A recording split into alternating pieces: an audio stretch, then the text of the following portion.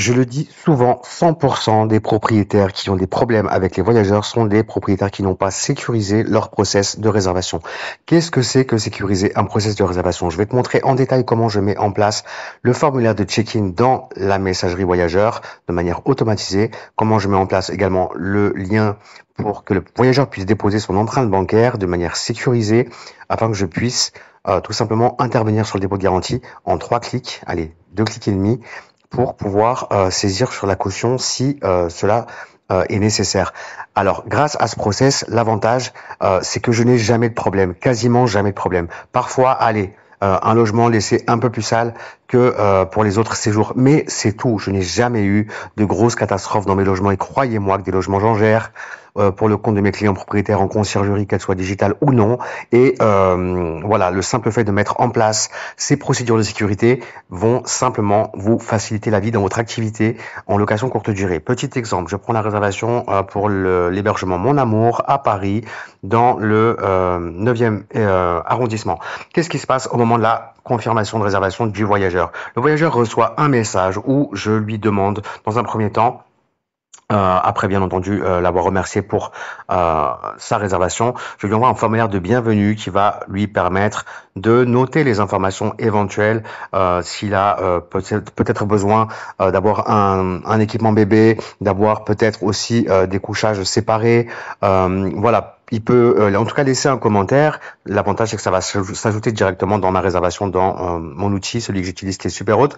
Il va pouvoir également ajouter son adresse mail personnelle, puisqu'on n'a pas l'adresse mail personnelle des voyageurs quand ils réservent sur Airbnb et Booking. C'est une adresse masquée en @airbnb.com ou en @booking.com. Là, ça va me permettre de récupérer la vraie adresse mail du client. Si son numéro de téléphone n'est pas à jour, il va pouvoir simplement mettre le numéro de téléphone sur lequel je vais pouvoir le joindre. Ça va pouvoir aussi faciliter la tâche en cas où, effectivement, comme je vous le dis, il arrive parfois que les voyageurs réservent, mais ont changé de numéro de téléphone depuis le moment où ils ont créé leur compte sur Airbnb Booking, n'ont pas forcément fait la mise à jour. Là, au moins, je serai sûr de pouvoir communiquer directement avec lui et de pouvoir le joindre si vraiment c'est nécessaire. Il va pouvoir également rentrer son heure d'arrivée, son heure de départ, ce qui va me permettre de pouvoir faciliter aussi l'organisation interne pour les prestataires de ménage notamment, qui seront en mesure de savoir exactement à quel moment elles pourront intervenir elles pourront aussi avoir, ça c'est autre chose, mais avoir leur planning directement grâce à l'application Superhôte, puisqu'on va leur créer un sous-compte qui va leur permettre de pouvoir accéder à leur planning d'intervention sans qu'on ait besoin de leur communiquer.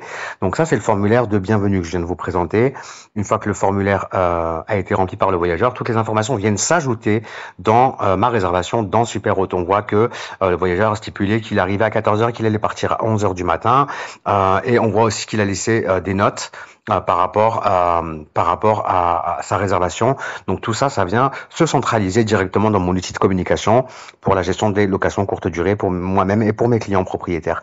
On voit qu'on peut aussi communiquer avec lui directement par le biais du SMS, par WhatsApp. On peut l'appeler aussi directement. On peut bien entendu communiquer avec lui par le biais de la messagerie centralisée dans Superhôte également. Je vais fermer cette parenthèse pour vous dire que après le fameux formulaire de bienvenue qui est envoyé au moment de la confirmation de réservation, j'envoie également un formulaire de check-in 2 jours avant l'arrivée des voyageurs. La différence avec le formulaire de bienvenue, c'est que le voyageur va devoir laisser sa pièce d'identité. Il va pouvoir, s'il y a eu du changement entre-temps, indiquer son heure d'arrivée, son heure de départ, si cela a été modifié en fonction de certaines contraintes ou pas. Et ensuite, il va pouvoir cliquer sur suivant et il va pouvoir ensuite directement prendre une photo et un selfie, un selfie avec une photo, avec sa pièce d'identité. Ce qui me permettra de m'assurer que la personne qui a réservé est bien la personne que je vais accueillir dans mon logement. Et ça, c'est essentiel puisque au niveau légal, vous n'êtes pas censé donner les clés à une personne qui a réservé, qui n'est pas la personne qui vient pour le check-in. Donc faites attention à ça parce qu'en cas de problème avec la personne qui a séjourné dans votre logement, vous ne serez pas en mesure de pouvoir identifier la personne qui est venue dans votre logement puisqu'elle ne correspond car elle ne correspond tout simplement pas à la personne qui a réservé. Donc, petite parenthèse, si un voyageur se pointe, il a réservé au nom de monsieur Jacquard, il arrive et c'est monsieur Joubert, je suis en mesure de lui dire, je ne suis désolé, je ne vous donne pas les clés, vous n'êtes pas la personne qui a réservé, et je n'aurai pas de problème ni avec Airbnb, ni avec Booking, dans la mesure où c'est le voyageur qui n'a pas été correct dans son process de réservation. La troisième chose que je voulais partager avec vous, c'est le fameux lien de caution. Donc là, pour le formulaire de check-in, vous n'avez pas vu en fait pour qu'on pouvait prendre la photo parce qu'en fait, le voyageur l'a déjà fait. Donc c'est automatiquement une sécurité qui a bloqué après que le voyageur, je peux pas refaire une deuxième fois en fait l'envoi d'une nouvelle photo, d'un nouveau selfie avec une nouvelle pièce d'identité. Donc on a enregistré la première procédure qui a été validée. Et enfin, je vous expliquais. Ce qui va nous intéresser aussi, c'est la partie dépôt de garantie obligatoire. Donc la empreinte bancaire. Et là, c'est pareil. Dans la mesure où le voyageur a déjà fait son empreinte, bah voilà, en fait, il l'a fait sur une première réservation. C'est quelqu'un qui a réservé 2 semaines avec 2 réservations. Et en fait, il a fait son empreinte bancaire sur la première réservation et pas sur la deuxième. Donc là, vous voyez que le voyageur peut tout simplement laisser son empreinte bancaire et ça s'enregistre dans mon compte Stripe et ça me permet en cas de pépin de pouvoir intervenir sur ce fameux dépôt de garantie.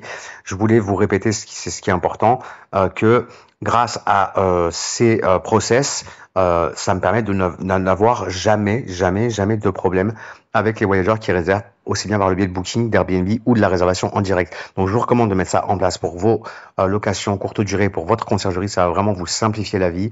Dernier petit tips aussi, l'envoi de la facture automatisée, c'est très sympa ça aussi, puisque le voyageur n'a pas besoin de réclamer la facture, vous lui envoyerez automatiquement après son check-out. Donc j'espère que cette vidéo vous sera utile, vraiment optimiser, automatiser un maximum de choses, c'est ce qu'il faut pour pouvoir scaler votre activité de manière simple et efficace. Je vous dis à très bientôt sur un autre tuto. Ciao, ciao.